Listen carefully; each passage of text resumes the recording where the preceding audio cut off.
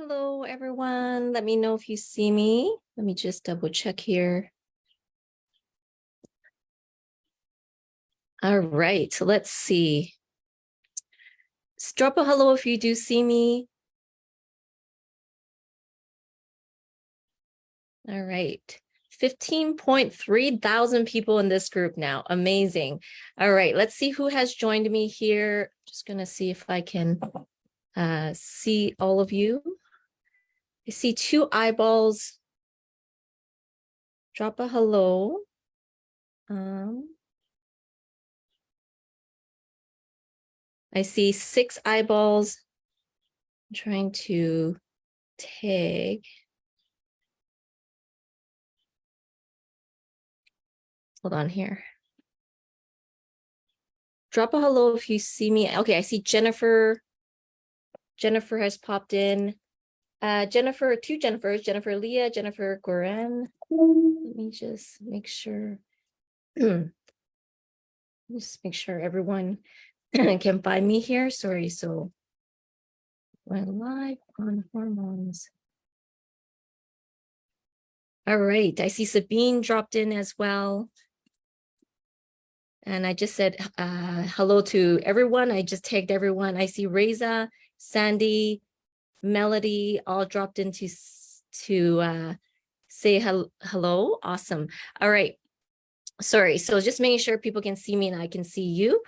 Okay. So this is live number 122. And today's live is a popular one, a very complex one. And it's one that I don't do often because I think it gets people really confused because it's so complex, right? And so the topic today is understanding your female hormones to better navigate menopause, weight loss, and muscle gain. Okay, so I know this is a big topic. I'm going to start off by saying I am not a doctor. My sister is, but I am not a doctor. I am a holistic health coach, but I understand this industry very well for a decade now.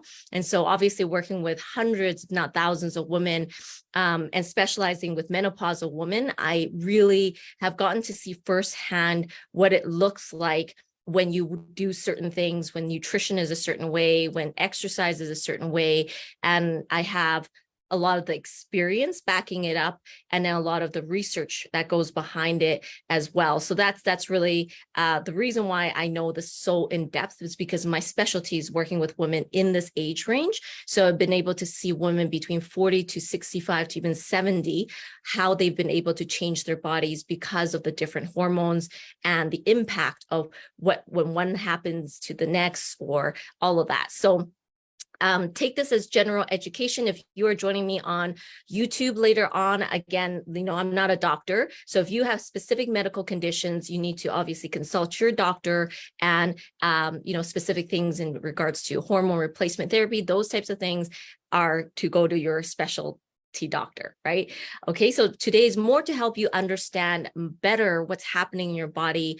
I'm a strong believer in empowerment, and that the better you understand what happens in your body, the better you can take action to make the changes that you need, right? I see lots of people popping in here. Maria, Georgiana, I think. Thank you for saying hello. Love, Tina, Amber, Latanya, Tina, Lizzie, Marnie, Jennifer, Adams. Awesome. Thank you for all joining in. Now, before I dive into the topic, let's quickly go through a couple wins. You might have seen me post about her, but give a huge congratulations to Joanne Peebles, who joined the transformation program. For those of you who've been in my programs before, you guys know Brooke Peebles, who is the yoga teacher in our private community. She's absolutely amazing. And Joanne is her, Jody Peoples. Sorry, I said Joanne, Jody Peoples. I'm so sorry. Jody Peebles is her mom. So yes, and so, you know what, her situation is very related to today's topic. Because one of the topics I'm going to talk about is no matter how lean you were before, or how you never struggled with a belly, or you just never had a weight issue, maybe that's not you, but a lot of women don't really have maybe that much problems in the past with weight. But as soon as you hit 50 something, like Jody Peoples, you realize, wait a second, how come I suddenly getting a belly? Like, what's happening to my body? Like, I never used to struggle with fat, and starting to notice a lot more muscle drop as well. And so that's Jody, and this is why she's 51 or 52. She's coming to me to really try to get a good handle on this. How many of you feel the same way as Jody? How many of you say, me too, put me too, like that you never really struggled that much with weight or belly fat, and suddenly when you hit 50, you start seeing things start to come on that you never thought you would have before. Drop me too below, because I think this is the commonality of women entering perimenopause to menopause. And this is kind of the topic of today's live, right? Yeah, Tina, you too, exactly. Monica, you too. Tina, Leslie, you too. So those of you who are watching here or on YouTube, so many women will say, that's exactly me. You're describing me 100%, because this is what I'm going to talk about today. The hormones that changes will cause you to have these types of situations, right?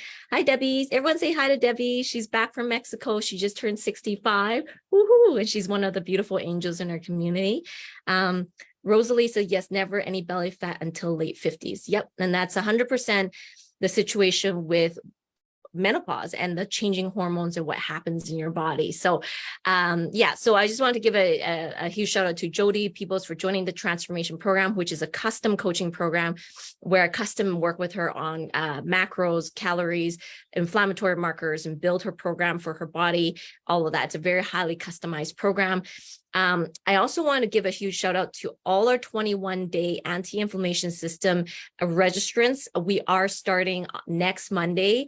Super excited. We have currently 8 ladies in the program. So I want to give a shout out to Adelina Bogdan, Cindy Cormier, Vicky Lebong, Portia Huey, Kimiko Simpson, Sandy Kessinger, Shanika Sebastian, and Claire Nelson. So please give these ladies lots of hearts and cheer them on, because they're going to learn so much about bringing down inflammation in their body. And we are cutting off registration on Saturday. So if you are wanting to learn about the 21-day program, put 21 below, and we will send you a link about all the information on that. Okay. So make sure don't miss out on that, because I know that people always ask us afterwards, and we're like, we told you the whole week we're going to be closing off the registration. So don't delay, don't procrastinate. Okay. Jennifer says the muscle loss is real. Yes, totally. And I want to address that as well in today's live. And yeah, exactly. And I see 21 from Lori, Tina, Jorgana. We will send you the information regarding this. Okay, so let's dive into it. The first thing is to, before I dive into the hormones, I want to kind of make a comment about like menopause and sort of like some of those shifts we just talked about. So you're meant to go through menopause fully. On average, it takes about 7 years to fully go through it. Everyone's different for sure, but the average is about 7 years to fully be like from the start of like perimenopause all the way to like completely not having your menstruation anymore.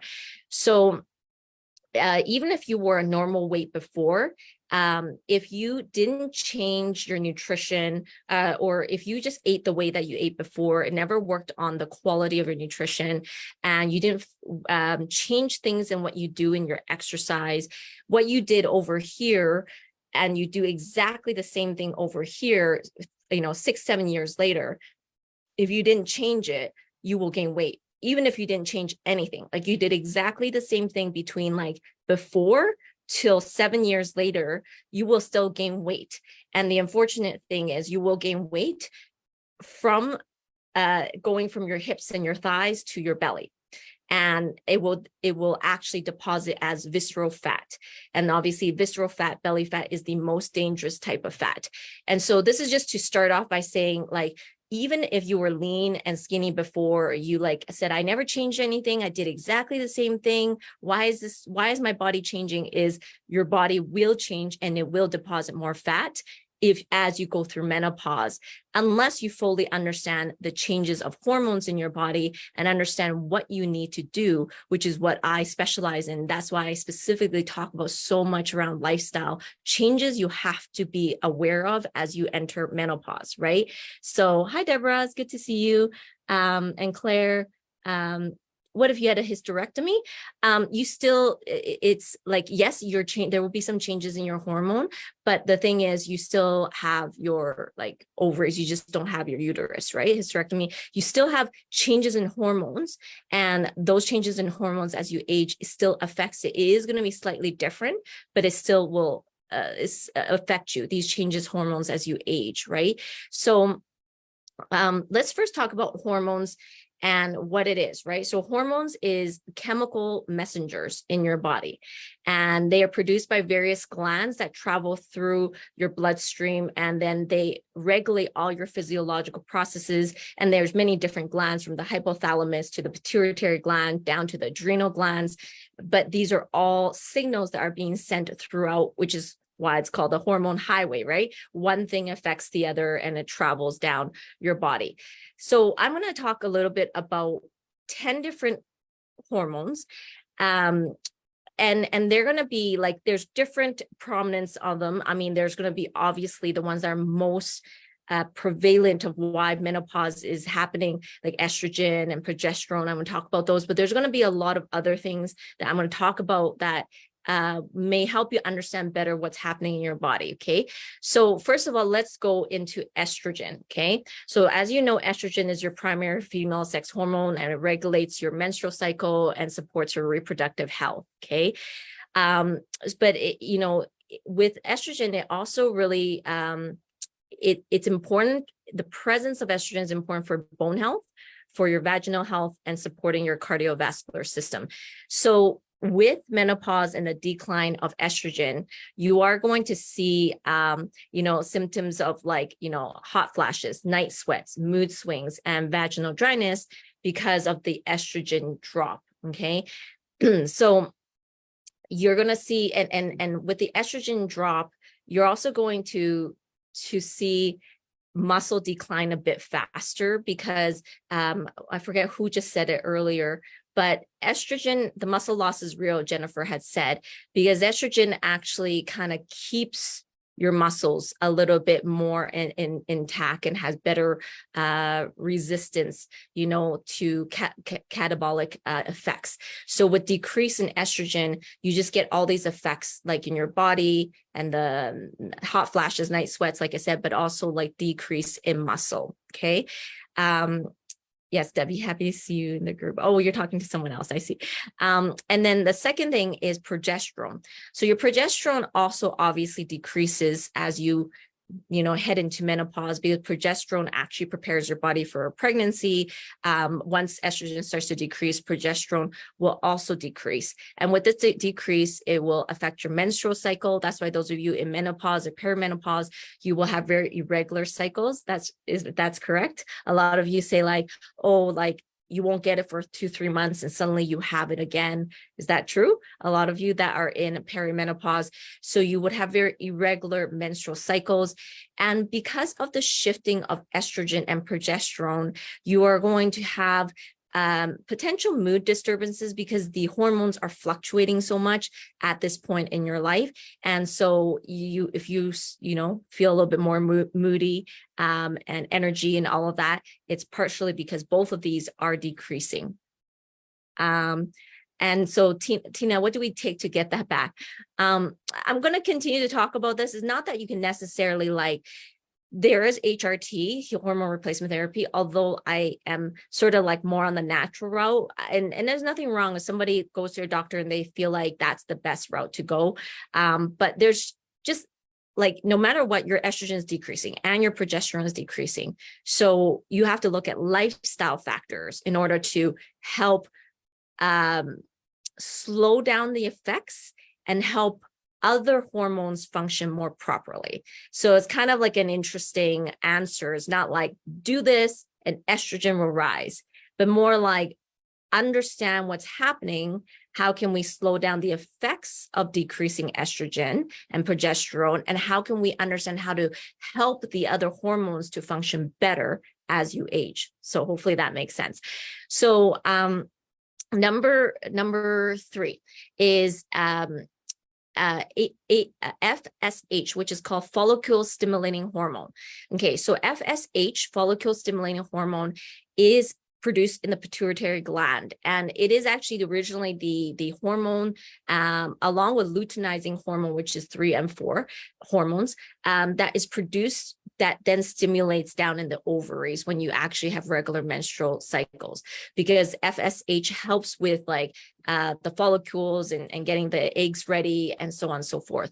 So as your body changes in menopause, okay, your ovaries actually become less responsive to FSH, follicle stimulating hormone, which, because of that decrease, it also means it further decreases estrogen production in your ovaries, because as FSH traveled down from the pituitary gland down, it typically will cause the follicles to start to like activate, and then estrogen starts to rise in there as well. So this whole cycle just continues to cause you to decrease more estrogen. And then LH, which is luteinizing hormone, again, also from the pituitary gland, is going to decrease as well. And so this all causes irregular like menstrual cycle, and then eventually your eggs don't ovulate anymore, and then that all like kind of stalls out, right? Or, they call it cessation, right? Completely. So the four main female hormones like this, like estrogen, progesterone, follicle stimulating hormone, and luteinizing hormones, is the major hormones that is changing in your body, okay? That is changing as you go through menopause, that is now going to be decreased. You're not going to have as much estrogen overall, et cetera, okay? So it's just understanding that. And then we need to understand there are other hormones that actually come into play that gets affected on this hormone highway because of the decrease in these types of hormones that is naturally happening in your body as you go into menopause, right? Yes. Hi, Lori. Hi, Angela. And Oshona, you popped on in as well. And hi, 26 eyeballs, I can see. So the next hormone I actually want to talk about, because the first 4 is kind of like, we know that happens. Like, that's what's happening. You're not going to get your menstruation. It's going to eventually be gone. But I think what I want to talk about is these other hormones that come into play. Okay. So let's talk about number 5 is thyroid hormone. Okay. So your thyroid hormone is a butterfly shape at the front of your neck. Okay. Your thyroid hormone, everyone has it, including guys, is very important for body's metabolism, energy production, and overall growth development. Okay, your top 2 thyroid hormones is T3 and T4. Okay, so menopause does affect your thyroid hormones, and it's just to be aware of that. So during menopause, because of the changes in like estrogen and progesterone levels that I spoke about above, it can actually impact like your thyroid hormone production. So there is a possibility as you move into menopause, your thyroid can also be affected. And that means you could be more susceptible to thyroid issues like hypothyroidism, right? And hypothyroidism is, when you don't produce enough thyroid and T3, T4 hormones, and you start to experience like a lot of fatigue and low energy, slow metabolism, and so this thyroid issue, it will sometimes overlap with menopausal symptoms, but this is kind of why you want to make sure you're always doing your regular checkups, because it just will be a more susceptible situation because of your fluctuating estrogen and progesterone, as well as you potentially might get more thyroid nodules, which are just like abnormal growth on the thyroid gland. If you already have thyroid issues, existing thyroid issues, like Hashimoto's, the menopause will trigger actually a more intense response in your menopause situation. So it's just the biggest thing I want to say here with thyroid is that not everyone has thyroid issues, but you could be more susceptible as you enter menopause. And it's why maybe sometimes you not only experience like the fatigue, the tiredness, and the slow metabolism, it could be coming from thyroid-based issues. So having regular checkups is really important. I know both my sisters have more thyroid-based issues as well. So they're a little bit older than me. So this is why I think it's important to make sure you guys are aware of that. And then I want to speak a little bit, it's very interesting, Jennifer. Good, I'm glad. I want to speak a little bit about nutrition, because it's like the changes in progesterone and estrogen affects your thyroid, yes, but food has a huge impact on your thyroid as well. And so knowing how to eat is really important. And I've spoke about this before, like iodine is a very important compound that your thyroid actually needs. And iodine comes from things like seaweed and fish and seafood and different aspects of food and nutrition. So knowing like you need certain parts of it, but you don't need too much of it, because then that can cause thyroid issues as well. So you do need to be aware of that. You want to know like selenium is very important. So funny because I have Brazil nuts right here. Clarice is eating Brazil nuts. Oh, selenium, Brazil nuts are great for that. So you want to have a really good base of understanding. And this is why I always say to people, like, as you age, your changing hormones forces you to have a better knowledge of your nutrition, because you need selenium to convert inactive T4 to active T3 in your system. So inactive T4 cannot be used by your body. You need active T3 in your body, and you actually need selenium for this to happen. So you have to understand, where does selenium actually come from, and different things like that. Obviously, I'm not getting into all of it. Also understanding like the effect of maybe soy on thyroid medication, people with hypothyroidism or thyroid-based situations, they are usually more sensitive to gluten. There's research done on cruciferous vegetables and how that specifically can impact thyroid. So a lot of these things I speak about is about the nutrition knowledge of understanding how to best balance your hormones and fuel these hormones the proper way. And I'm not going to get into a specific, because this can be another massive topic, but I would say like knowing your hormones better and understanding what nutrition can help those hormones is going to be a big bonus or plus for you as you enter this stage in your life, right? So for those of you who are just watching, for those of you that are just watching, if you want to learn more about nutrition, I want you to put nutrition below. And if you didn't know that actually how you eat can also affect your thyroid, I want you to put nutrition below, because this is why I say like everything comes down a lot to nutrition, right? So put nutrition below if you're like, oh, I didn't know that how I ate affected my thyroids as well, which is thyroid's your energy, your metabolism, right? All of that. So I see Monica put nutrition. Awesome. I see lots of people who jumped in. Hi, Karen. I might be missing people. I'm not looking over here all the time. Sylvia, Elizabeth, Karen, Dawn, Cindy, Sheila. Awesome. I see lots of people putting nutrition, and we will reach out to you. All right. So number 6 is cortisol. Now, you might be like, of course, Clarice is going to come back to cortisol. She is a repeating record.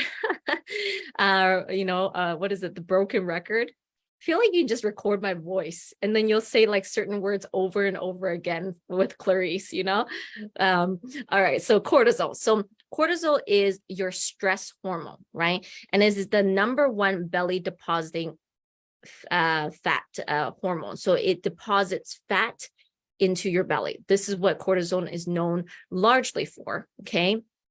So why is this really important? During menopause, cortisol plays a really, really crucial role in what happens in your body. Okay.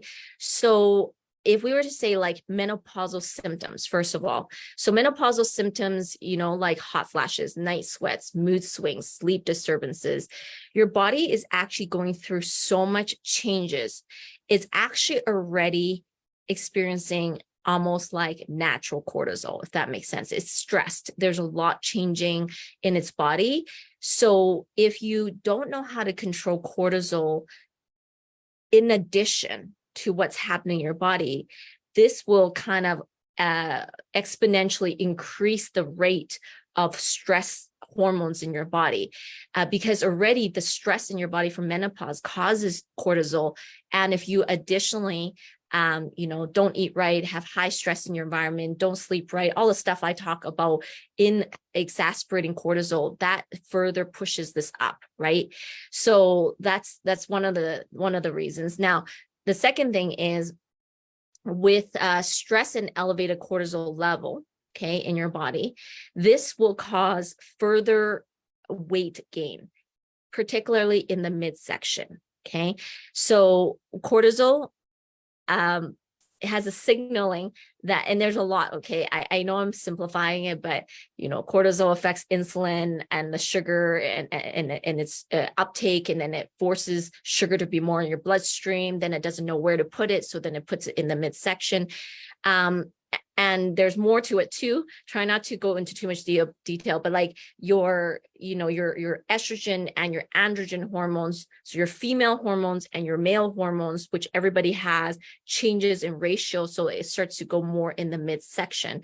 So the thing is, your body becomes a magnet for inflammation.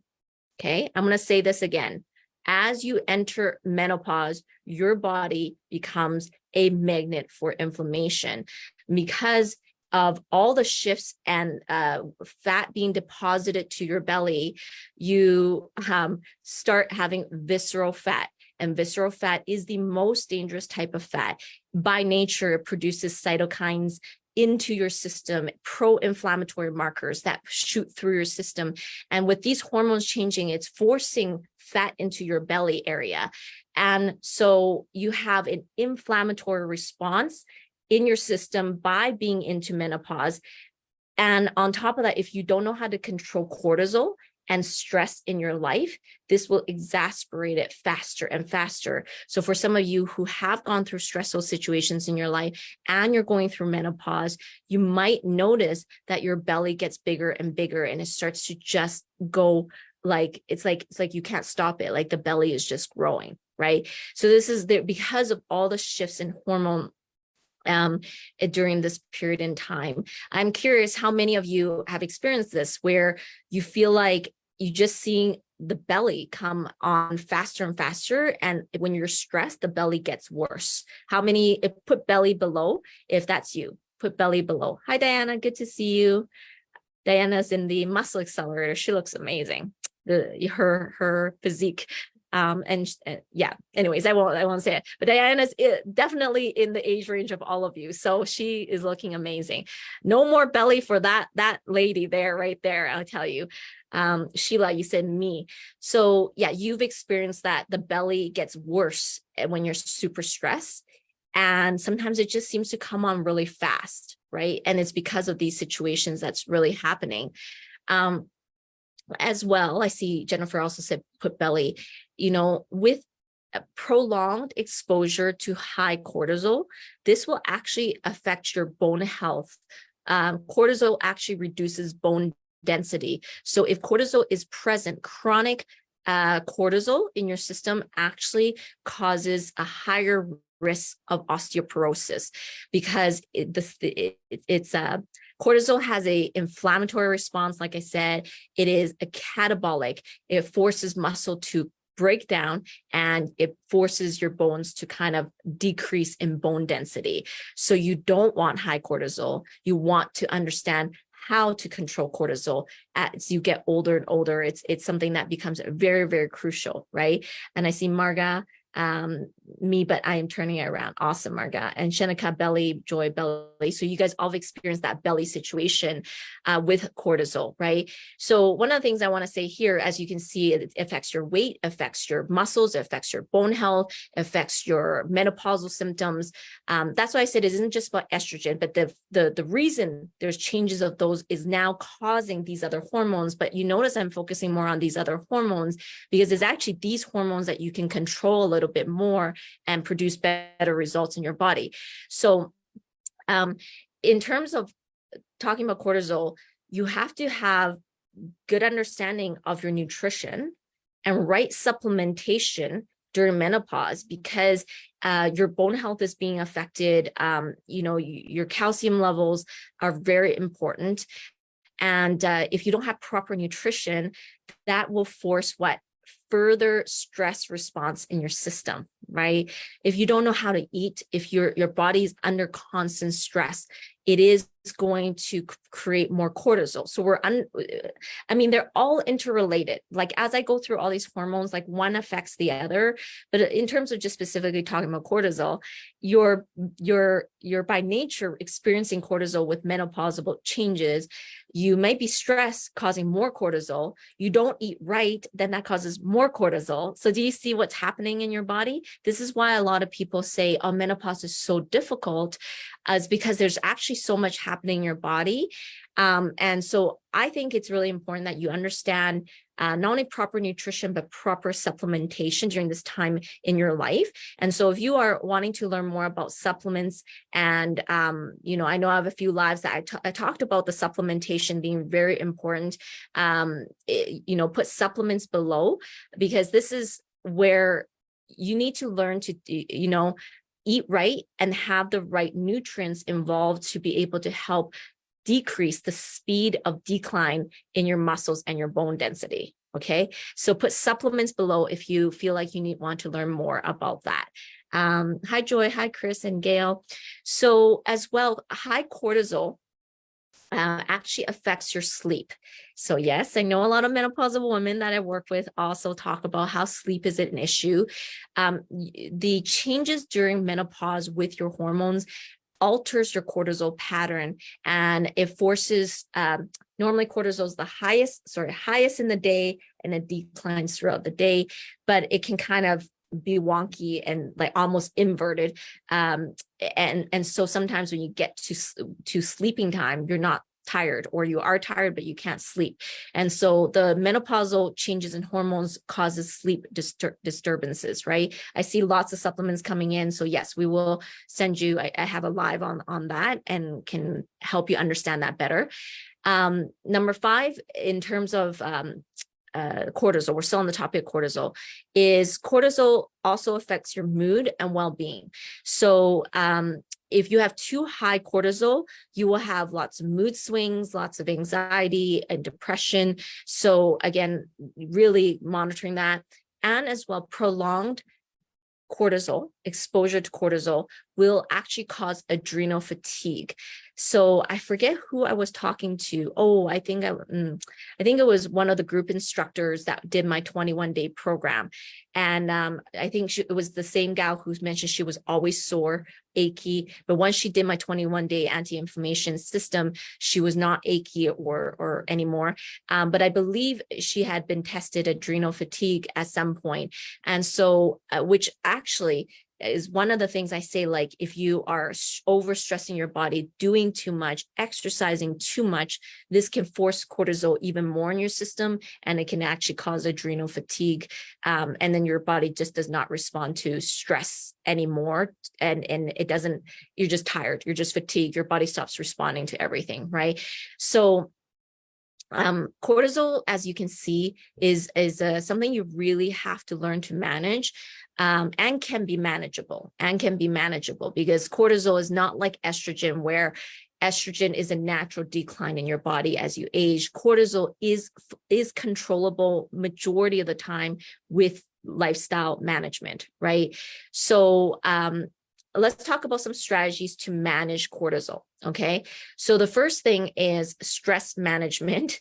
So learning how to have the right way of thinking about things, techniques of meditation, deep breathing, yoga, mindful practices. I know that I work with a lot of my clients on mindset, and my MA, my muscle accelerators, I know we work a lot on mindset exercises, or there's the mindset classes that I do with you guys, because it is the most important thing that stops most people. So being mindful of your stress level and making sure you're incorporating those like yoga things, deep breathing. It doesn't have to be yoga, but meditation. And that's why Brooke in our private community is teaching yoga, because I know that it's so important for ladies this age to manage their stress level, right? So making sure you work on mindset. Your second thing is making sure you regularly exercise. The more you regularly exercise, the more you can actually have better cortisol regulation, okay? And learning in your exercise programs what to do and what not to do. So some things are going to overstress your body in your exercise, and some will be better for you. So you want to have a combination of all three types of exercising. Resistance training is going to be, you're interested in yoga, Monica. Yes, yoga is really important. And we'll chat more in Messenger. But yeah, so you want to have all three. You want for sure resistance training for building muscle. You need a little bit of cardio because your heart is a muscle. You can't neglect the heart. The cardio is important. And for those of you who don't have too much injuries or anything like that, a little bit of HIIT is really good too, because HIIT is obviously researched to have the best changes in your body composition, having better muscle, less fat. So you want to have a combination of all three. There was someone on YouTube who asked me, okay, then exactly what should I do? After listening to my live. So here's the thing is, people want me to tell you general. You want me to tell you, okay, generally you should maybe like do at least 30 to 45, if not an hour of resistance. And generally you should have at least 20 minutes of cardio. People want me to say these things, and I get it. Why I don't like saying it is because that's actually not true all the time, because you're an individual person and you're unique, right? That's not true for everyone. So I tend not to like to say things like that. And I say more like overall, because I want you to understand, like, you might be very different in your experience with working out. If you are a high level athlete, you have a lot of experience with working out, I'm going to have something very different for you that I need you to do that someone over here can't do in resistance training, or the amount of HIIT that they do, right? And yeah, one size doesn't fit all. So I guess I just want to say that because I know people who follow me and whatnot, sometimes will ask things like, why don't you say exactly what macros I need or what exactly I should do? But that's like you going to a doctor and the doctor not doing an assessment on you and saying, this is the medication you should take.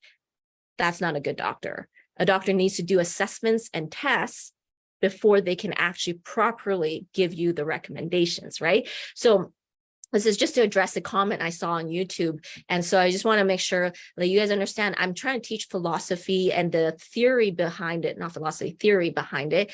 And so it's to understand it. And then you need to know what your specific situation is, or get some expert advice or assessment done to know what is best for you. Okay. So you need to have all three types of exercise.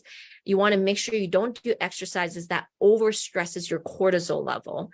And as you hit into menopause, you will have decrease in a lot of those hormones I spoke about above.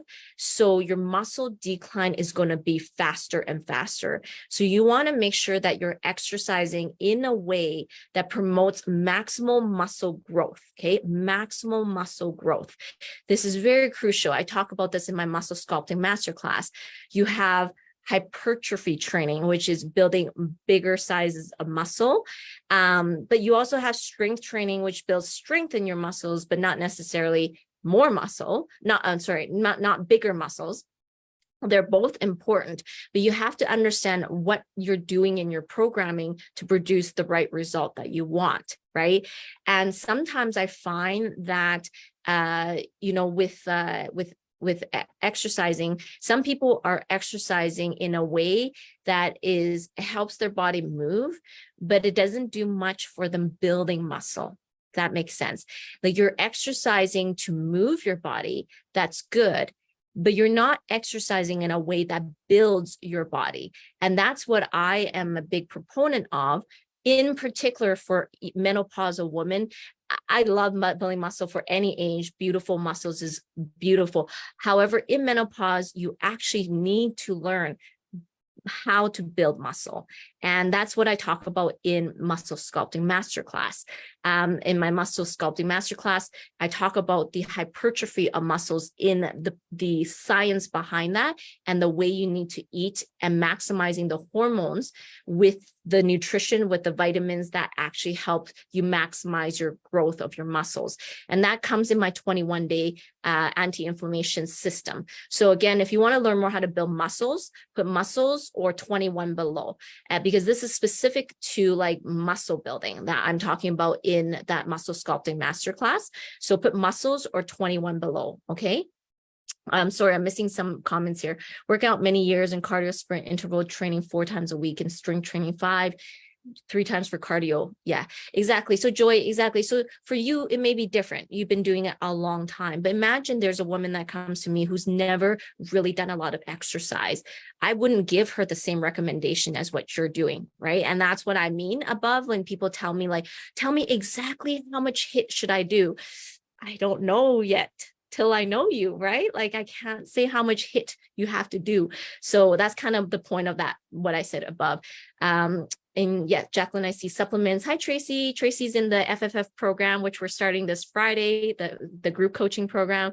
Lori, see, that's me. I'm exercising, but not building muscle. Yeah, Lori, that is a lot of women at this age range, you know, because I think it's a little different. If I had to really look at the world and the population, young people right now, like your children that are 20s or 30s, probably don't have that much problem with understanding how to build muscle, because with the onset of like you know, internet and media and the whole trend of fitness went towards building muscle. But for a lot of you who are 40, 50, 60 and above, in your era back then, that was not taught.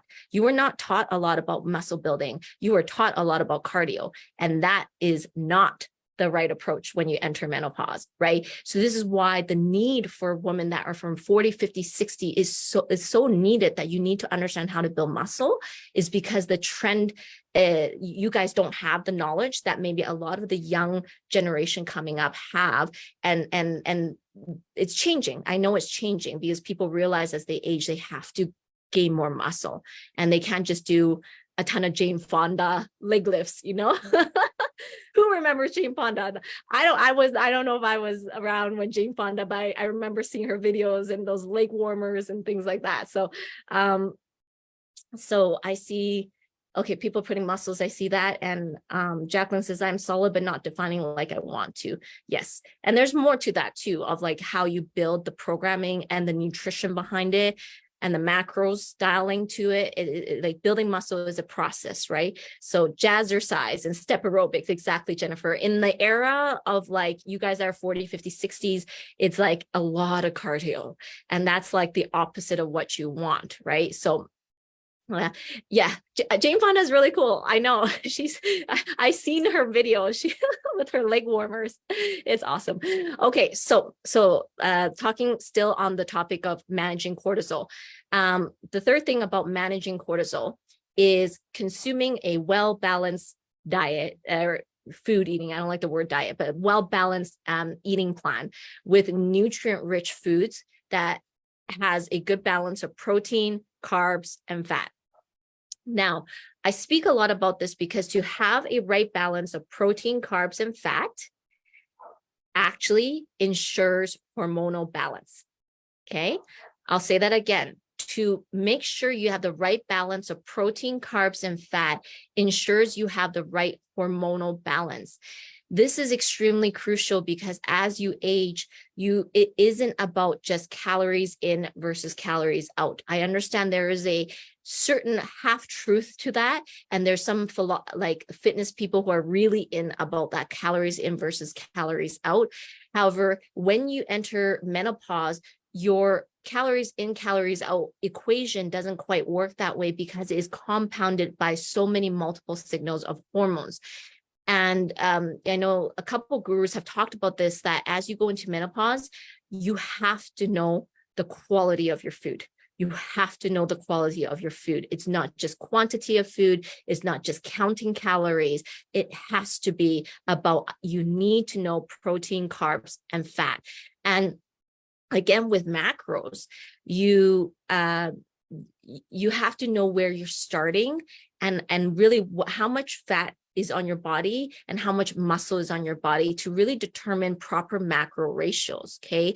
Thank you for the thumbs up. I saw one thumb up come in to really determine proper macro distribution.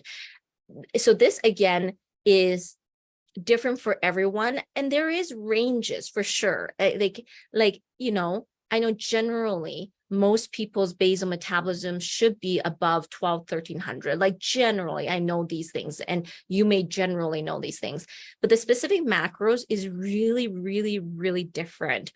I know I always use her as an example, but it's just so unique.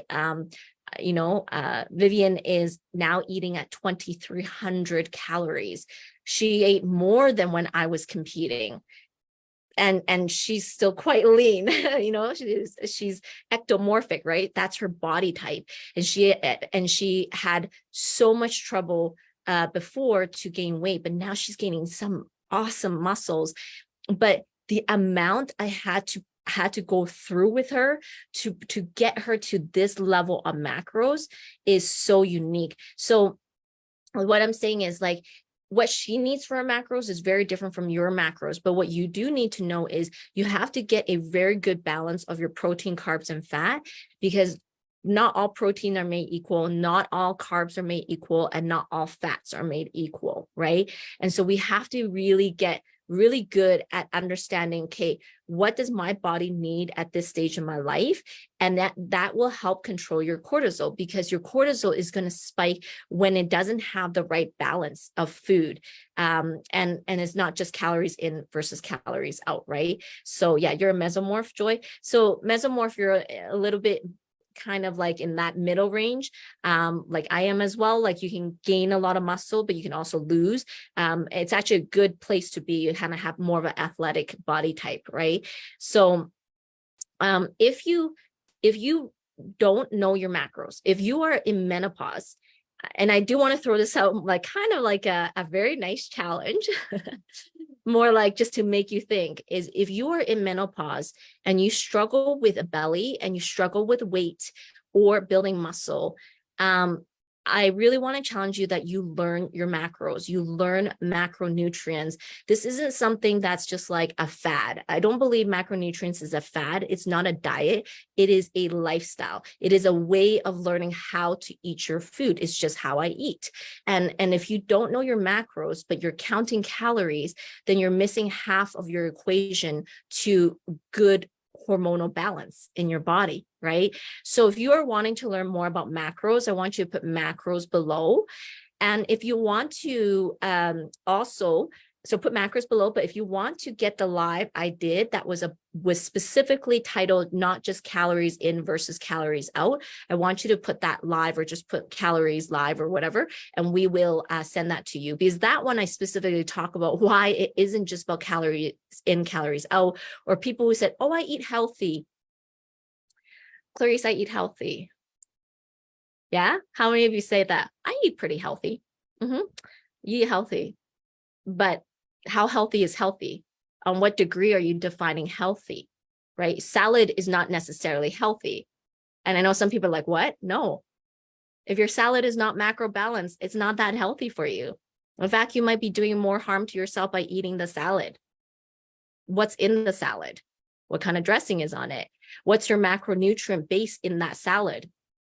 Let me tell you, there's lots of things you may think you eat healthy, but you're not. And this is why I say you have to get to know your macros, okay? So put macros below if you are wanting to learn macros and you want that free live on not just calorie in versus calorie out. If you are watching on YouTube, please come to the Fierce Woman community, because that's where we can get you the free lives. I can't really send the free live on YouTube. So yes, if you want that free live, then make sure you get to the Fierce Woman community in the Facebook group. So that's so funny, Jennifer. I thought I was healthy until Clarice's red circles. That's right. So if you work with me, you work with me in an app, and you have to log your food for me. So I start to analyze through your food, and I do these big red circles, and I send it back to you. And I'm like, okay, tell me this, tell me this, tell me what's in your salad, you know? And so you get to work with me really in depth on your nutrition. So yeah, those red circles will tell you a lot. So you'll send me a picture. Okay, awesome. All right. So in terms of still on the cortisol, I want to also, so I just talked about macros, right? Number 3, about controlling cortisol. Number 4, I want to also talk about the sentence I said above that says, when you enter menopause, you become a magnet for inflammation due to changes in the hormones in your body. Okay. So I want to explain this a little bit more to you and a little bit about what you can do here. So when your hormones like FSH, which I spoke about above, and some of these other female hormones starts to drop, it actually is starting to search for estrogen. Okay, there's a hormone signal that starts to happen, but there is no estrogen around, or less prevalence of estrogen around as you enter menopause. Because there's less prevalence of estrogen floating around, these signals and they're looking, right? They're trying to look for it. So they'll actually start to stimulate your adrenal glands. And it's actually going to start to stimulate a little bit of a rise in your androgen hormones, because they're trying to look for a sex hormone, but estrogen is not around, okay? So this rise in androgen hormones is actually one of the reasons why you start to deposit belly fat, right? Because as you guys notice with men, when they gain weight, they can be really skinny, they will gain it as a pot belly, right? Is a pot belly in front. And that is because androgen hormones signals for the distribution of fat to your center, right? It's called the centralization of fat distribution. So this is why it starts to go to the belly. And like I said, then this belly fat, visceral fat surrounding your organs is pro-inflammatory. It inflames your body, okay? So your midsection, you want to imagine, becomes the center of inflammation. So those of you, all of you who maybe look down and you have a belly, that becomes the center of inflammation for your body. And so I want you to imagine it. I mean, obviously I'm giving a bit of an analogy, but there's some truth to it. It's like that's the magnet, right? Down at your belly is the magnet. And you're a walking inflammation attracting you're a walking magnet attracting inflammation into your body. So this is why I say, as you age, you cannot afford to be inflamed. You cannot afford inflammation in your system. I know that, and Rosalinda right here, late, so we'll do a replay, but yes, I can be a magnet. Rosalinda is a great example. She was on my post on Monday at the back of her, where we decreased inflammation, and she went from like being bigger to like a nice figure again.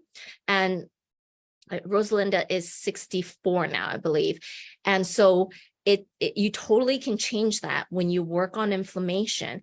But you can't afford to not know your inflammation, because the inflammation markers are all over in your food in so many areas. And the inflammation just attaches like a magnet. Like, you ever put your magnet up to something? What does it do? And unfortunately, I know you don't want to hear this, but if you're in the menopausal age, you're just like, all these like inflammatory things coming to you. And you're like, but I used to eat this and I had no problems. I could eat my whatever pizza. I could used to eat this. I could used to eat that. I could used to eat this bar. I could used to do this. And I'm like, I know, but you weren't an inflammation magnet at that point, right?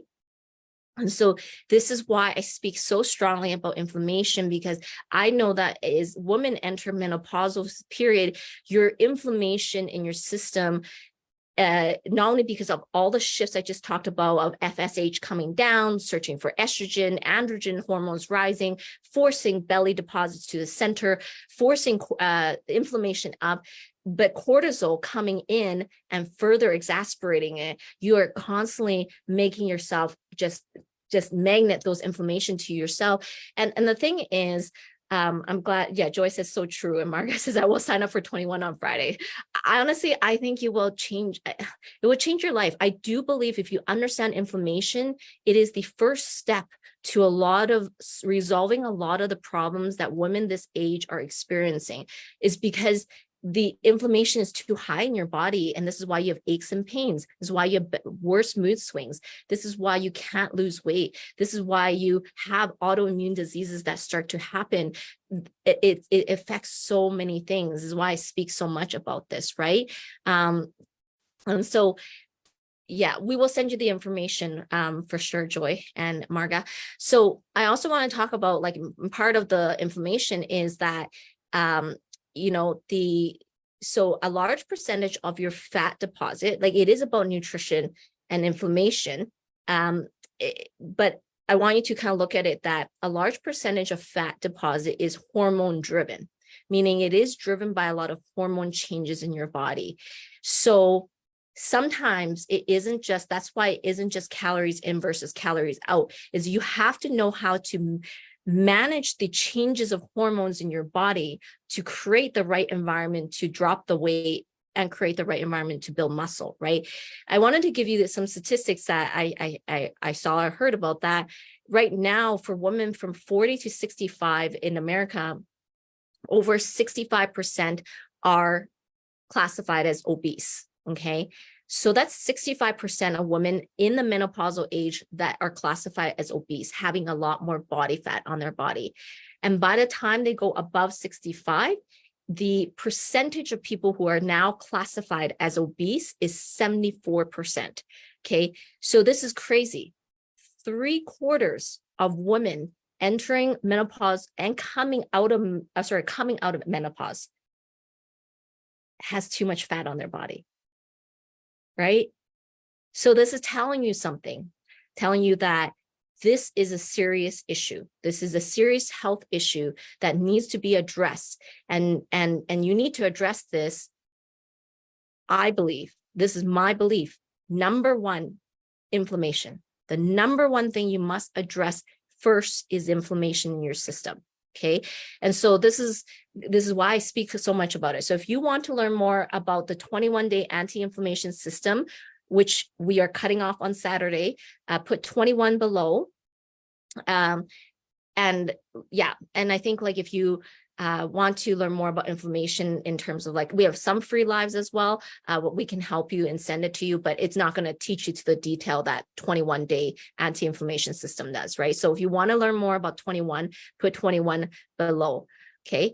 Now, in terms of other ways to control cortisol, yeah, I see lots of 21 coming in. So we will send you the registration link and the information on it.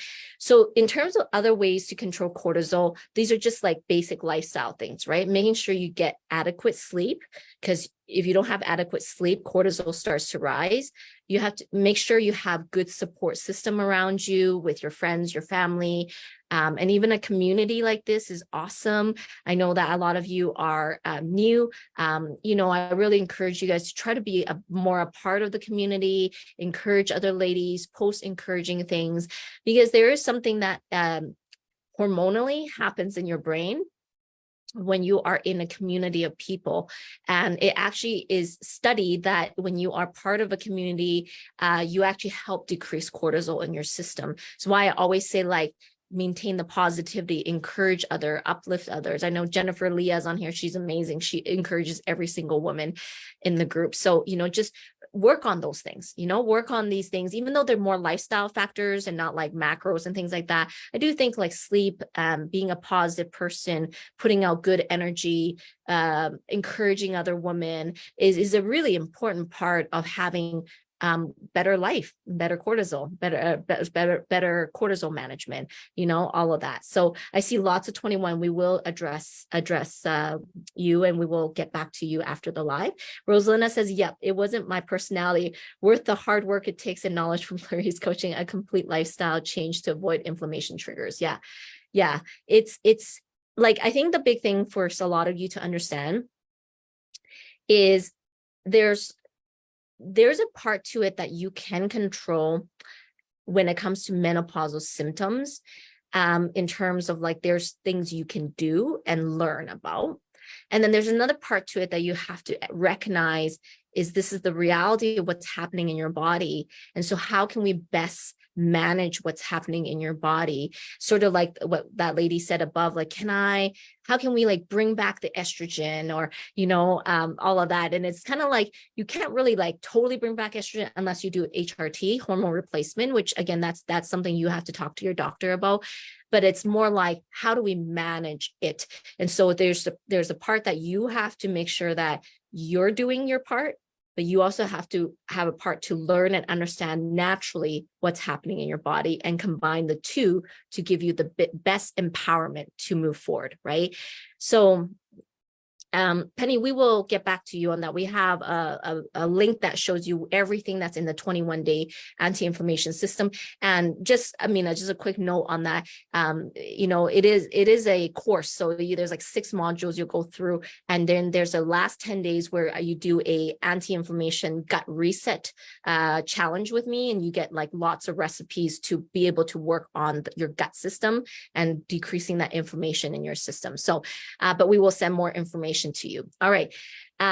Yes, great community and angel support here. Yes, Rosalinda, actually, as you say that, ladies, please give lots of hearts to all the angels in my community, Oshone, Debbie, Lisa, and May. They all work so hard to make sure that you guys get this, like the lives that you need, the free resources that you need. They answer your questions in Messenger. So please give them lots of heart, because, this would not run without them. And they sometimes don't get enough recognition. I do want to make sure I say thank you to them. So they are amazing.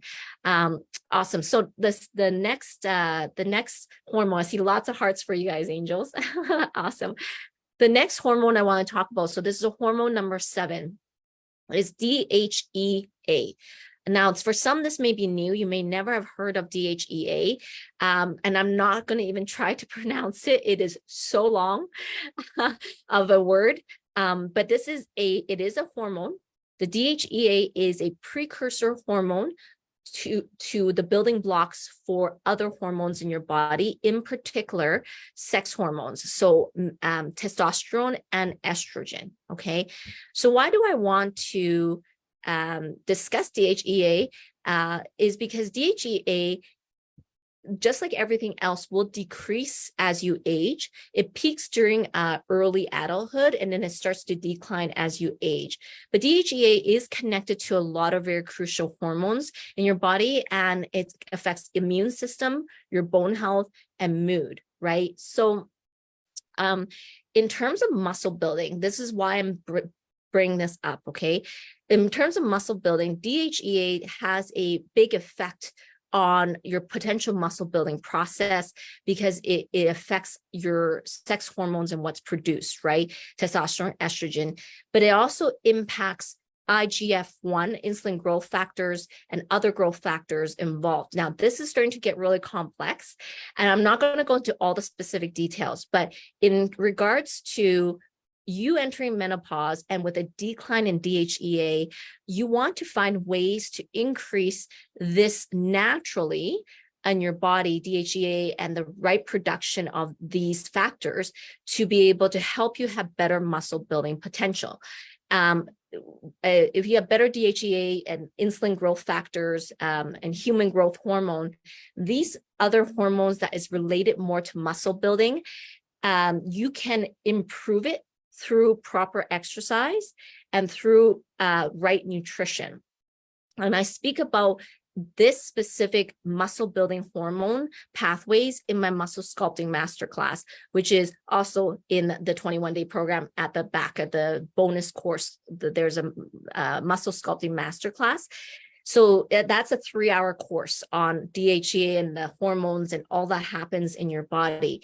Now, do you have to know DHEA and IGF-1 and human growth hormones and all of these things and the intricacy of it to necessarily build muscle?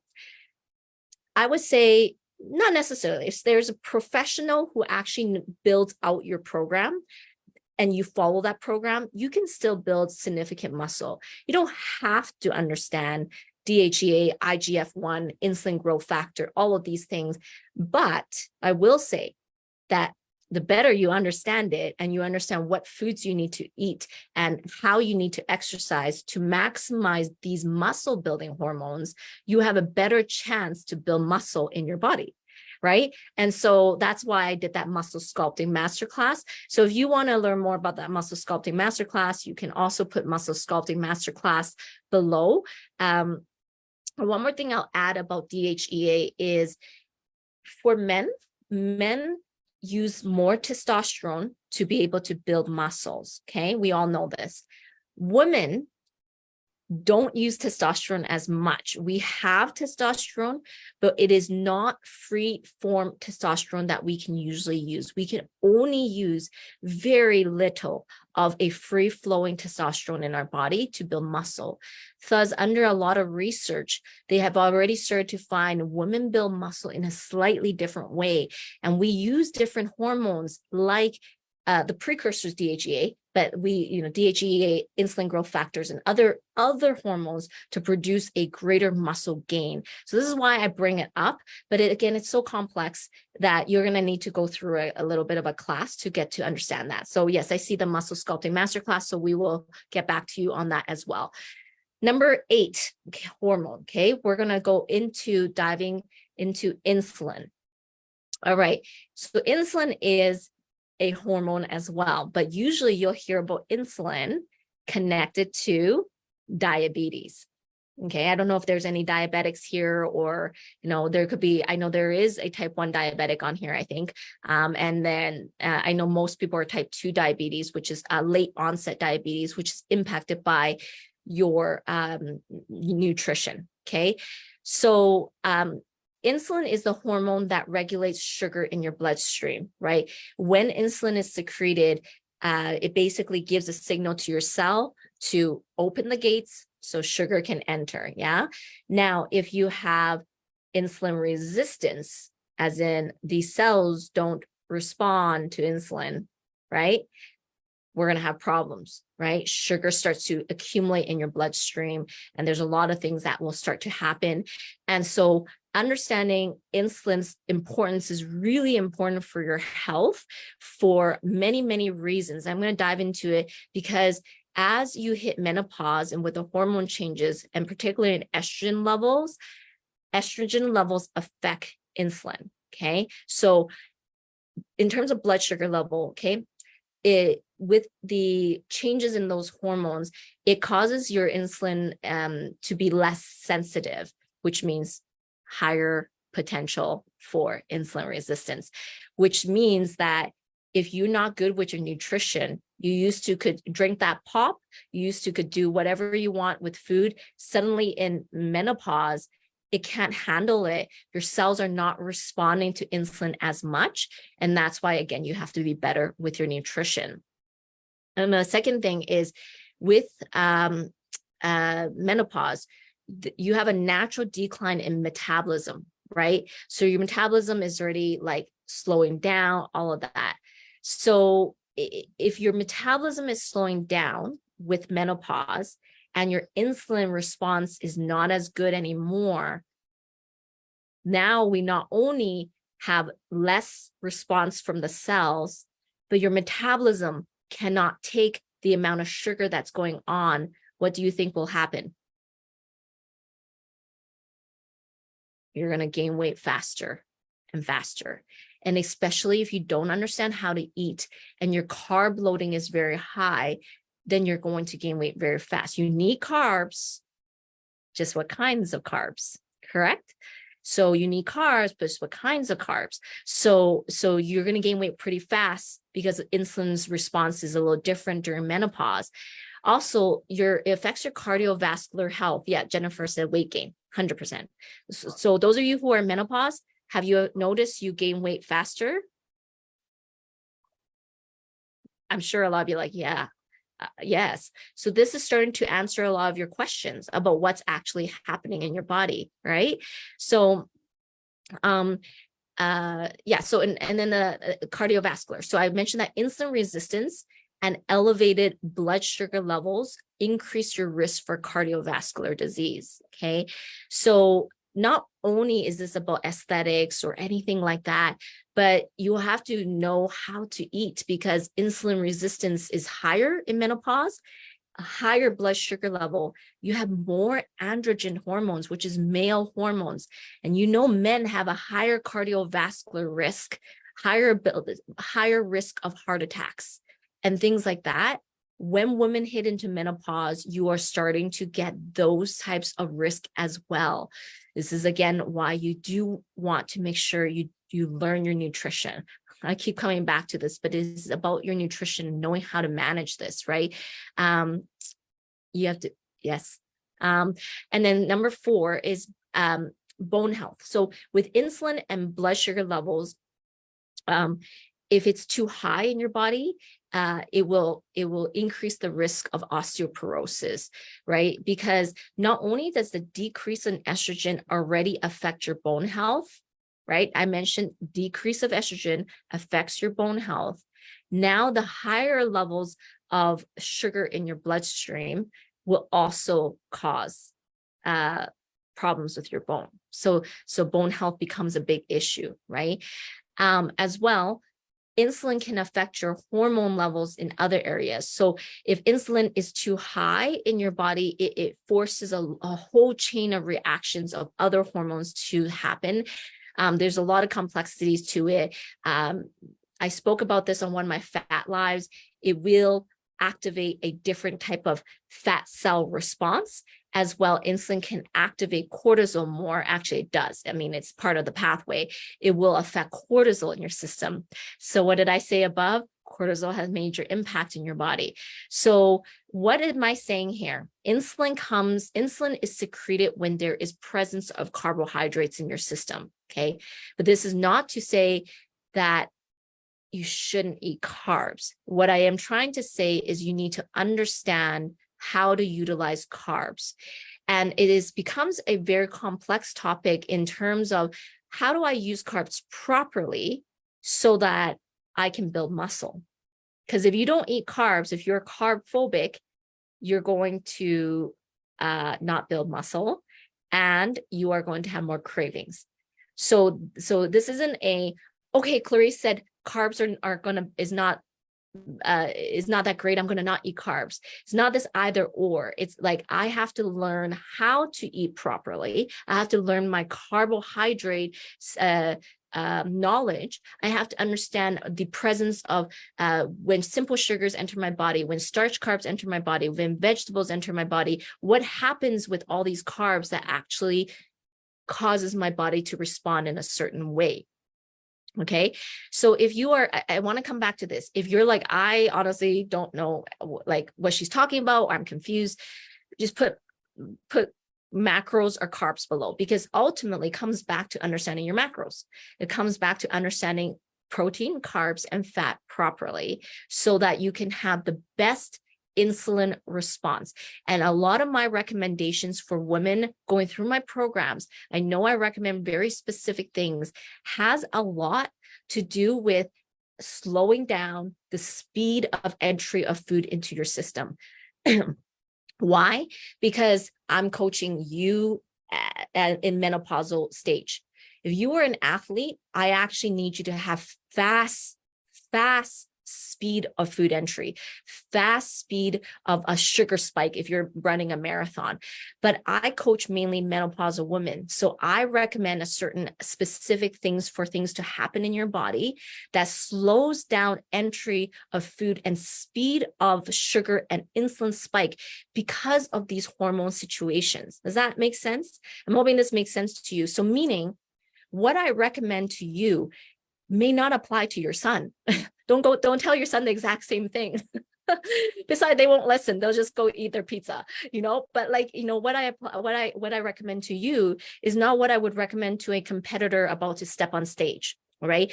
But I will say that I am very particular in what I am specifically saying. You have to do with your food because of my understanding of the hormone highway of what's happening. And you have to regulate your insulin at an extremely good, like expert level if you want to have a great physique. Right. So again, if you're like, I need to learn more about macros. I need to learn more about how to control insulin. I want you to put macros below. Okay. Put macros below. Still 27 eyeballs. Awesome. Good that you're still with me. I'm almost done. So we are going to go on to hormone 9 and 10 because they are the last two. Okay. But they're related. So the last two hormones we're going to talk about is ghrelin and leptin. And I speak a lot about these hunger hormones because they are very, very important. Ghrelin is your hormone that tells you you're hungry. And leptin is the hormone that tells you you're full. Okay. We all have ghrelin and leptin. It's how we know we're hungry. It's how we know when we're full. Okay. But these hormones get affected quite a bit during menopause. Okay. So in terms of during menopause, the changes in the hormones affects like ghrelin. So let's talk about ghrelin first. If it affects ghrelin, it will potentially impact your appetite. So you may find that you start to have an increased appetite and start to crave food more. And for a lot of menopausal women I work with, they say, but I'm craving things, or I'm always needing to want to eat like sugar. I want to eat this. They're cravings. How many of you struggle with cravings? Jennifer, you have too much ghrelin. Yeah, I know. We talked about this and how you were craving those pancakes, weren't you, Jennifer? But now you have a healthy pancake you can have. But yeah, so how many of you struggle with cravings? I'm kind of curious. Monica, so you can put cravings below so we know it's cravings. So during menopause, because of the change in ghrelin, sometimes your signals are not quite right, okay? So this is something that's very important to understand. I understand there's a philosophy called intuitive eating. And I do believe like a little bit around like listening to your body. I do believe it. But if your signals in your body is faulty, you're going to have problems if you just listen to your body. Is that correct? So then what ends up happening is that people like, I'm craving this or I'm craving that. I can't control my cravings. Why am I gaining weight? All of these things. This is why it's very important. I see people raising their hands and saying they have cravings and certain cravings and whatnot. And this is why you can't just trust your body in menopause. Okay. I know that this may go against some people who are really about intuitive eating. I do believe in intuitive eating, but when your signals are wrong, intuitive eating is going to work against you, and this is why I think people need to have some structure in their eating. Like you should know how much calories and how much macros should be going into your system, because then you relegate your eating to a structured system, not to your emotions. If you relegate your eating to your emotions, you're going to eat all sorts of crappy food, right? You relegate things to, I feel this way, I crave this, I want this, I don't know what's happening. You have no structure behind it. Whereas when you have structure behind your eatings, why I assign calories and macros, then you actually go, okay, this is what I'm supposed to eat. And then you kind of control your ghrelin signals. You control your ghrelin, you control what's there. And this is actually why that people who actually get on an actual structured eating program, not meal plans. I don't believe in meal plans. I believe in understanding what your body needs, like what you need for macros and calories, but not just saying like, just follow this plan, because then you don't learn what to do. But it's a structured eating plan. A lot of people lose their cravings. Why? Because they get onto a very balanced macro system. It's very balanced. And then they start to control their responses to ghrelin and leptin. And then they no longer have as many cravings, right? So having a good a structure and system is really important, right? And also I want to talk about leptin.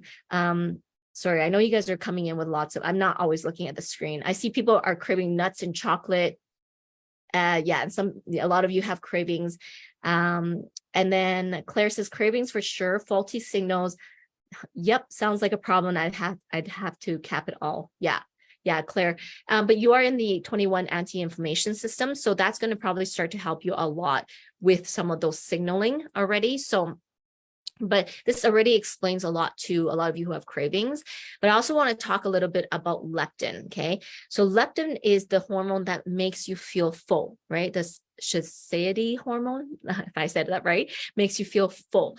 It helps you like stop your eating once you're full, right? It's a good hormone to have. But actually, when you go into menopause, and this is not everyone, okay? It's not everyone, but there is a potential for what's called leptin resistance, okay? And leptin resistance is that your leptin stops functioning properly. So you actually don't get the signal that you're full. You don't actually get the signal that you're full and you're always hungry. And then it becomes hard to, feel full. So you're always wanting to eat more things, just like I said above with ghrelin, right? And another thing with leptin is that it is primarily produced by fat cells. Okay, by adipocytes. Okay, so leptin is produced by fat cells, which means depending where you are in your menopausal stage, if you've gained a lot of weight, if you have belly fat, if you have more belly fat, you may have more high signals of leptin being produced. And when there's too much leptin produced, that's when things go faulty. That's the same as insulin. When insulin is produced too much, you're eating too much sugar, all carbs, all junk food, and insulin is needing to be produced all the time. That's when things start to go faulty, right? And so leptin has a similar process in it. Is if you have a lot of fat on your body or a lot of belly fat, leptin could potentially be malfunctioning. This is not everyone, but what I am saying is in menopause, ghrelin and leptin actually starts to change in signaling. And so it is really important that you learn how to eat right and have right structures and systems in eating. If you really want to get a good handle on like your health, it's not just about physical look. Like I know it's wonderful to look good, but I am actually speaking from a perspective of your actual health, right? If you don't get it taken care of, you're going to have belly fat, visceral fat, which is high possibility of major metabolic issues, prediabetes, hypertension, high blood pressure, things that you have to get on. You might have potential cardiovascular diseases. You might have autoimmune diseases, right? So it's more the health perspective I'm coming from. And then the bonus is to look good, the bonus is to look good. So if you are listening to this, you're like, oh, I didn't know ghrelin and leptin is also so important and it is impacted in my menopause. I want you to, put again, nutrition or macros below, because this comes back down to understanding how to eat or systems, structure and system. Actually put structures and system, because I believe that the point of this one is really about you need to know the structures and systems in your eating. And if you're someone who eats randomly, there's another word I'm trying to think, but something like you just eat whenever, that's also not good.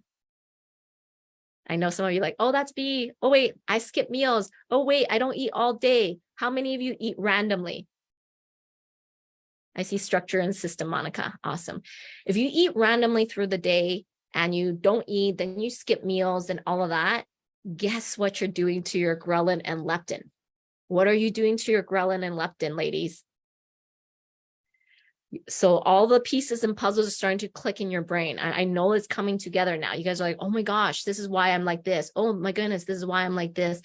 Because if you're all over the place in your eating, your ghrelin and leptin is gonna like give you weird signals all over the place, and is exacerbated by menopausal hormonal shifts right now.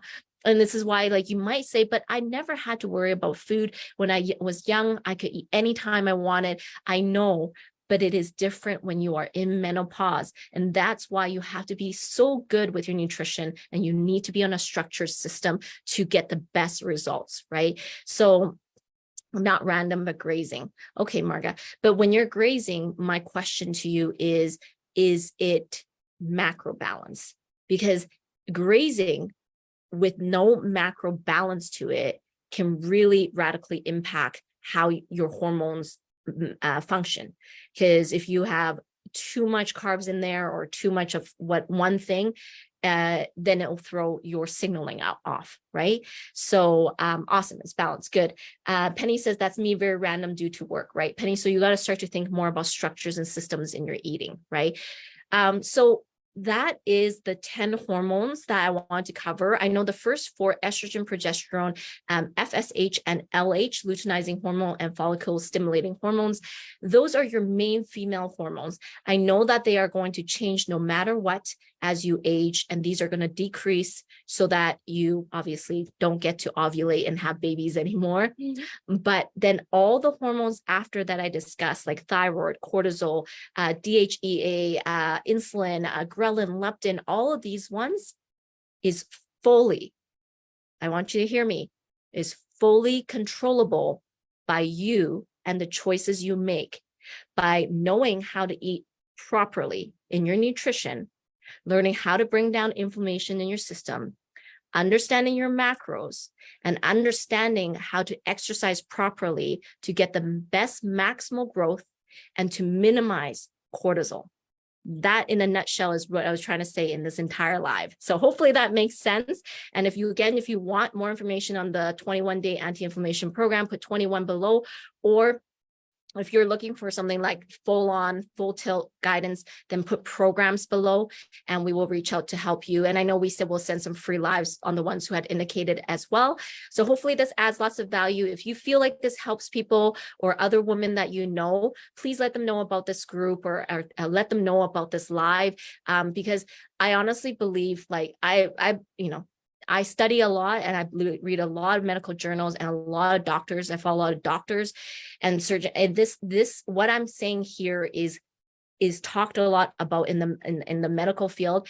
And this is such a big problem for women right now. So if you care about your friends who are going through menopause right now, let them know about this group and let them know about this live in particular about menopause. This is such an important live.